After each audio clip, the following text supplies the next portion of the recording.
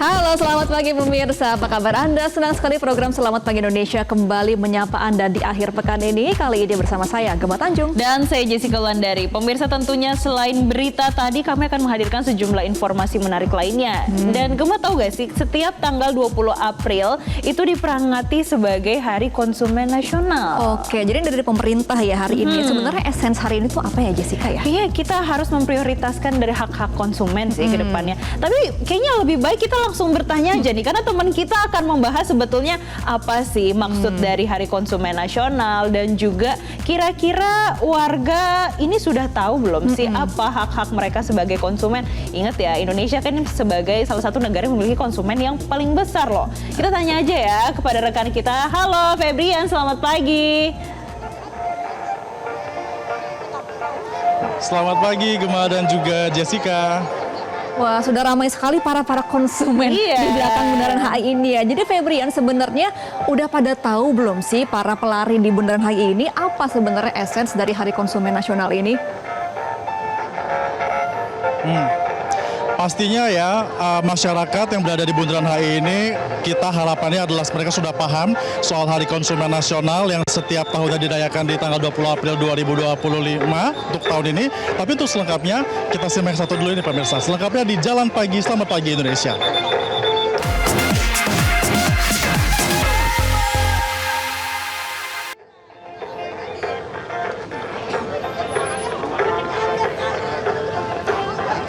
Nah, pemirsa, saya sedang berada di Bundaran HI, di mana ini merupakan titik lokasi yang selalu ramai di hari Minggu karena memang momen CFD merupakan momen yang dipakai oleh masyarakat untuk berkumpul dan juga bisa bertemu dengan komunitas satu sama lain. Bahkan juga tidak sedikit dari mereka yang turut berjualan karena di beberapa titik di ujung dari CFD Sudirman Tamrin ini juga ada banyak yang berjualan, pemirsa.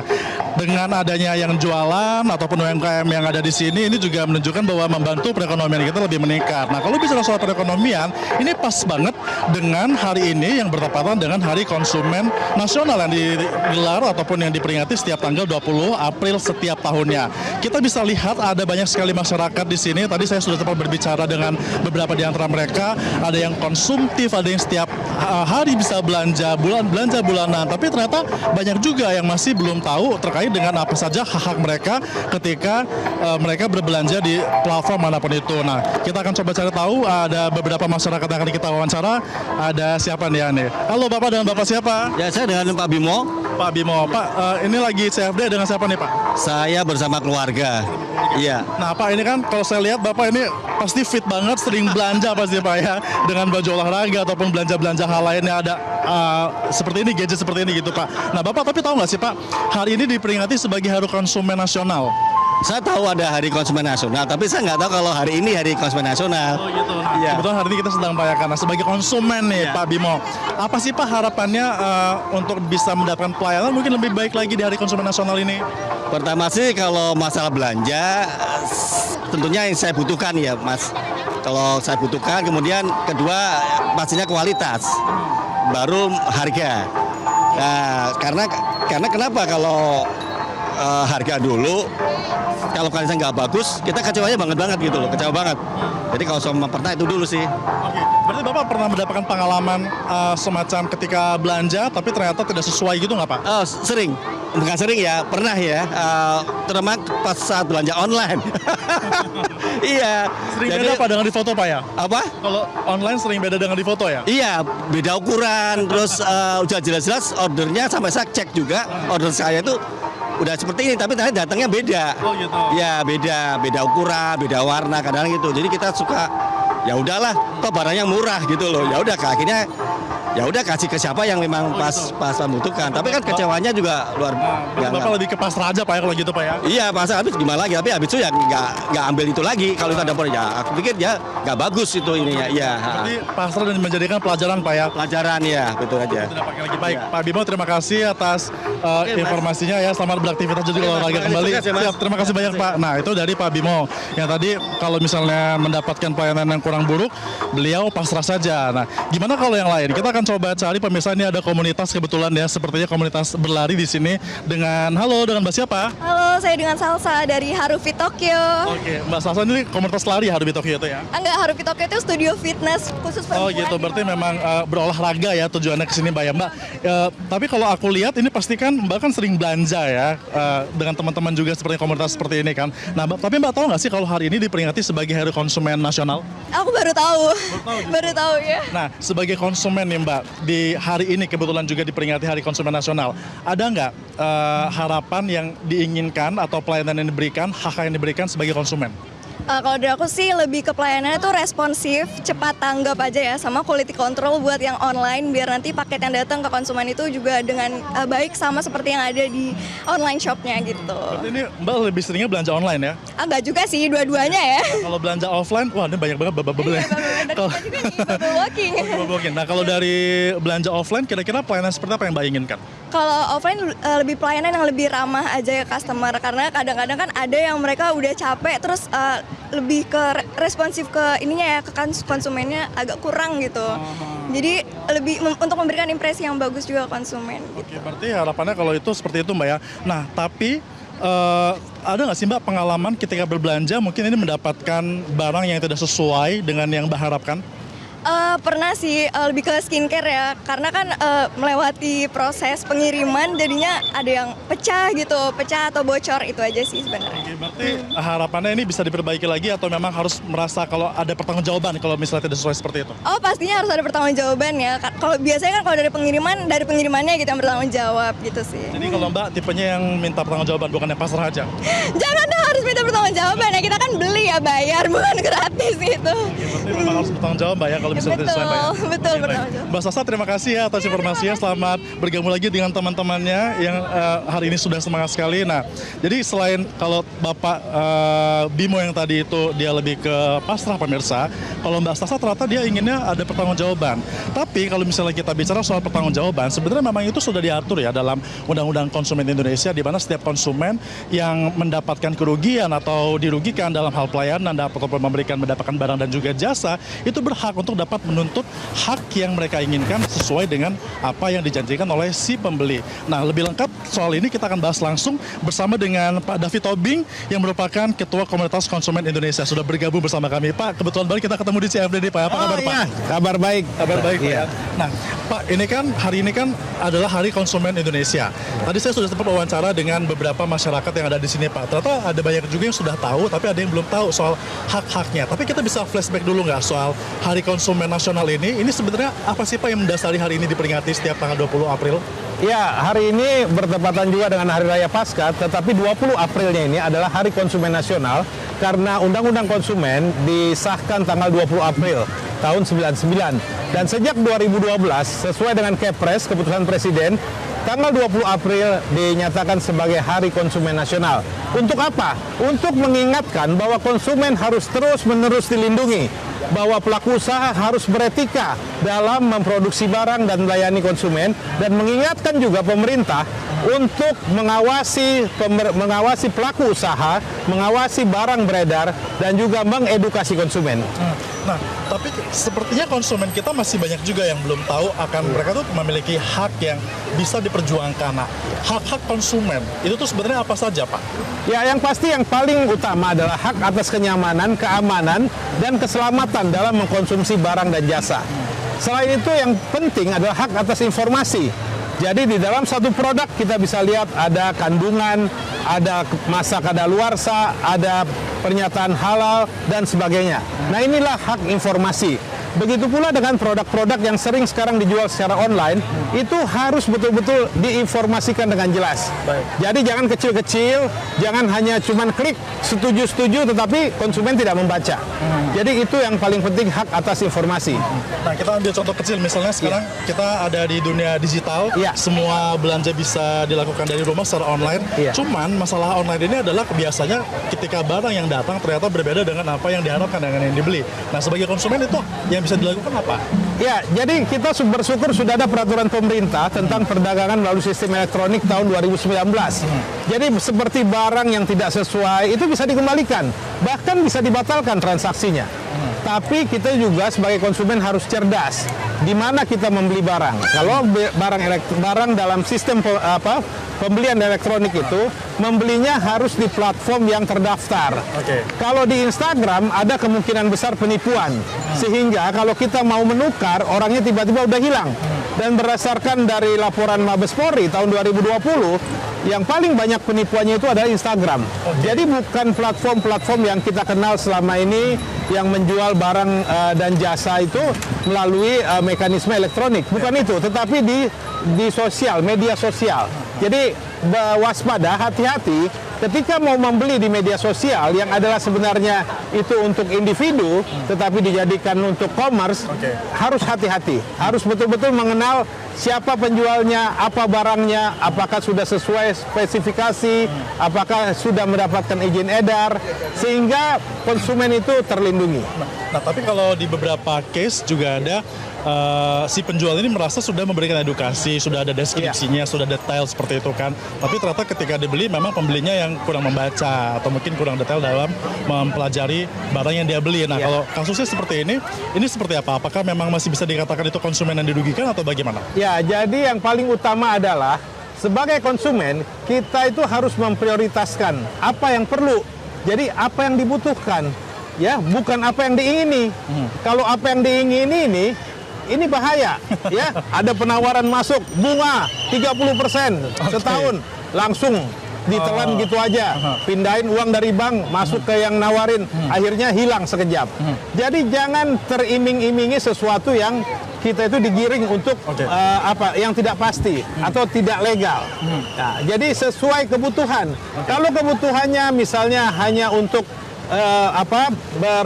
berjalan misalnya mobil yang tidak perlu jarak jauh, ya mobilnya bisa yang city car misalnya. Tapi kalau yang dibutuhkan mobil untuk traveling atau untuk usaha bisnis, maka mobilnya yang bisa jarak jauh. Jadi itu contoh aja sih. Ini menarik. Tadi Bapak juga bilang ada kredit, ada metode pembayaran yang juga bisa diterapkan dalam setiap transaksi kan, baik itu antara konsumen dan juga penjual. Nah, sebenarnya Pak, dalam transaksi jual beli itu melibatkan siapa aja sih Pak sebenarnya? Oh ya, jadi ada banyak pihak Pak ya? Kalau transaksi elektronik ini yang harus diperhatikan. Paling tidak ada 7 yang terlibat di dalam transaksi elektronik. Tahan dulu Pak, 7 itu siapa aja kira-kira, nanti kita akan bahas lagi lebih lengkapnya siapa 7 yang terlibat dalam setiap transaksi ini dan apakah konsumen memiliki hak-hak untuk dapat dibela dalam transaksi tersebut. Selengkapnya dalam Selamat Pagi Indonesia pemirsa, usai jeda pariwara kami akan segera kembali untuk Anda.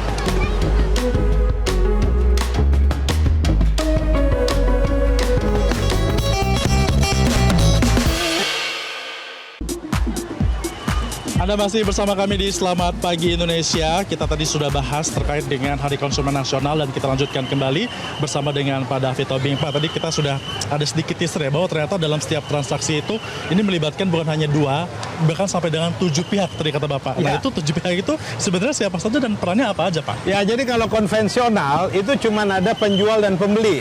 Tapi saat ini apalagi udah transaksi elektronik, ada yang namanya platform. Ada yang namanya pengiriman, ada yang namanya alat pembayaran, itu ada 5. Ya, alat pembayaran ini bisa bank, bisa non bank, ya kan? Kemudian ada asuransi, ya. Kalau dia mencicil ada pembiayaan. Jadi paling tidak 7. Makanya konsumen harus hati-hati dalam melakukan transaksi.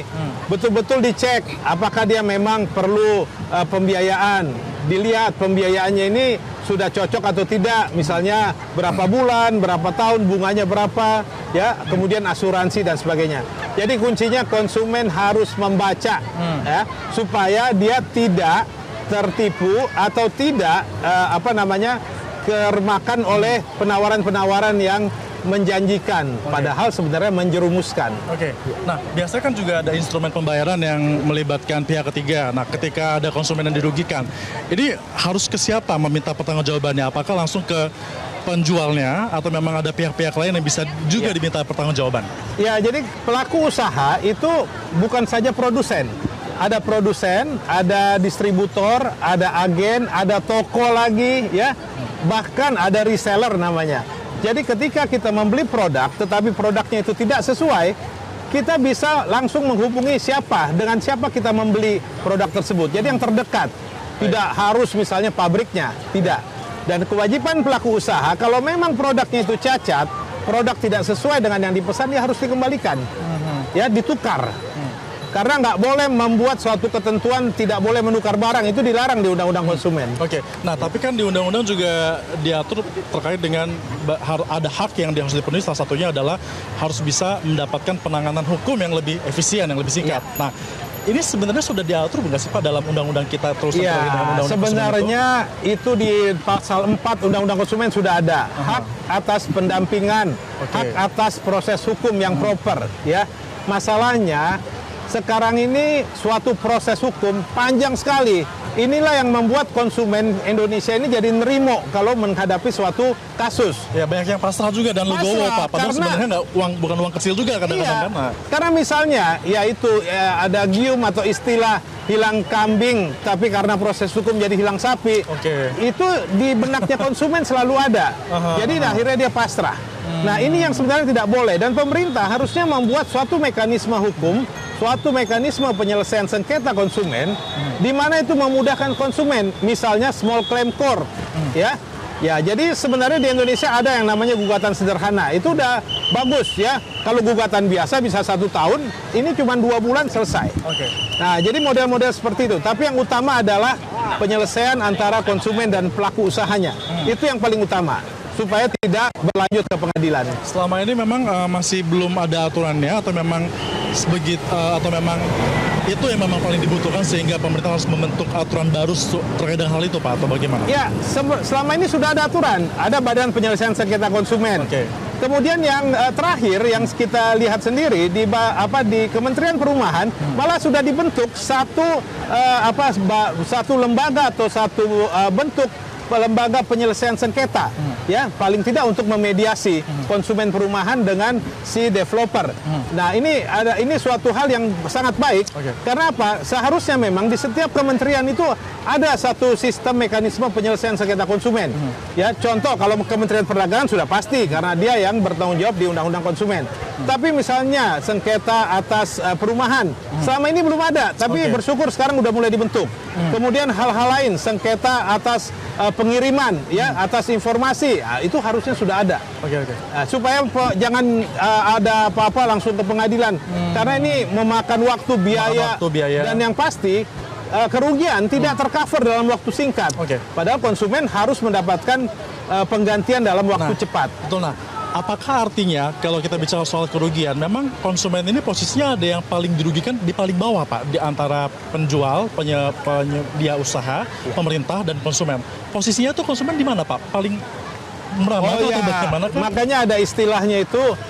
Orang banyak bertanya, kenapa Undang-Undang Perlindungan Konsumen bukan Undang-Undang Perlindungan Pelaku Usaha? Ya karena pelaku usaha itu adalah orang yang paling kuat, dalam pengertian pihak yang paling kuat, baik dari sisi pengetahuan akan barang atau produk, juga modal. Makanya istilahnya di dunia hukum ada deep pocket. Jadi dia punya kantong dalam, artinya dia punya uang banyak, sehingga dia selalu posisinya paling atas. Makanya pemerintah dalam hal ini mengintervensi dengan adanya Undang-Undang Perlindungan Konsumen. Di seluruh dunia juga begitu, Undang-Undang Perlindungan Konsumen, bukan Undang-Undang Perlindungan Pelaku Usaha. Jadi memang paling lemah dalam mengetahui satu produk, paling lemah dari permodalan, dan paling lemah posisinya ketika berhadapan dengan hukum. Jadi ini harus betul-betul dilindungi oleh pemerintah. Nah terakhir Pak, karena kita sekarang adalah Hari Konsumen Nasional, di mana tadi kita sudah bahas bahwa konsumen ini posisinya yang paling lemah, apa yang perlu dilakukan, gebrakan seperti apa yang dibutuhkan agar konsumen ini tidak lagi menjadi pihak yang paling lemah? Ya, berdasarkan pengalaman saya, sejak tahun 2000 saya memperjuangkan perlindungan konsumen, ya, yang masih kurang itu adalah pengawasan, ya. Contoh yang terakhir kan kita bisa lihat, ya, masalah karena kurangnya pengawasan, akhirnya ada manipulasi dari isi suatu produk, ya, misalnya, maupun pengawasan dari pemasaran. Konsumen itu bisa tertipu bukan pada saat ketika dia membeli barang, tapi ketika dia ditawarkan satu produk karena gencarnya pemasaran, dan yang bahaya itu adalah pemasaran melalui telepon, melalui internet dan sebagainya. Di situ dia sudah bisa ketipu. Nah, makanya pemerintah bukan hanya mengawasi produknya, tetapi cara-cara pemasarannya betul-betul diawasi. Dan kepada konsumen harus curiga kalau ada penawaran yang tidak wajar, ya. Contoh waktu itu umroh, ya dengan harga atau biaya umroh di bawah 8 juta, dia sudah bisa ikut umroh. Itu tidak wajar. Patut dicurigai Pak ya? Patut dicurigai. Jadi nggak apa-apa, konsumen curiga.